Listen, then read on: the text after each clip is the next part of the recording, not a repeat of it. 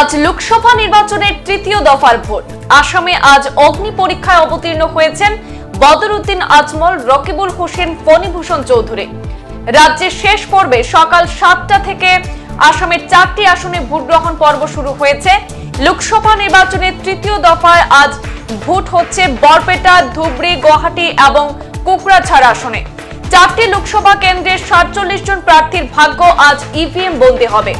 আজ ভোটের তৃতীয় ধাপে হেভিওয়েট প্রার্থীরা হলেন গুয়াহাটিতে বিজেপির বিজুলি কলিতা মেধি বনাম কংগ্রেসের মীরা বরঠাকুর।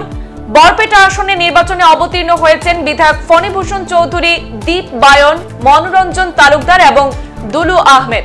ধুবড়ীতে বদরউদ্দিন আজমল, রকিবুল হোসেন এবং জাভেদ ইসলামের মধ্যে ত্রিমুখী লড়াইয়ের সম্ভাবনা রয়েছে।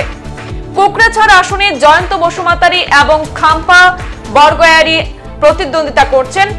দেশের তৃতীয় এবং রাজ্যে শেষ ধাপে 9,516টি ভোট কেন্দ্রে আজ ভোট গ্রহণ শুরু হয়েছে।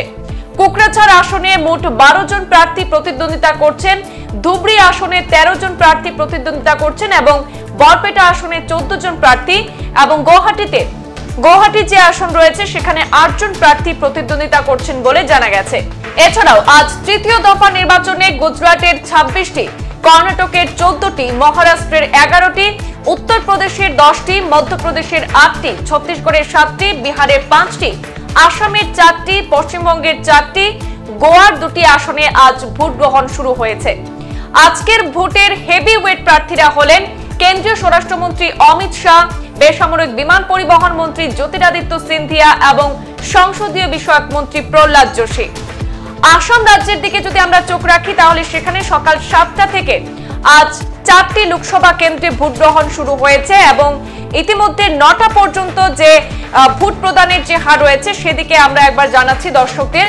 বরপেটায় সকাল 9টা পর্যন্ত ভোট পড়েছে 9.26%। ধুবড়ীতে ভোট পড়েছে 10.75%। কোকরাঝাড়ে 9.77% এবং গুয়াহাটিতে 10.38% ভোট পড়েছে।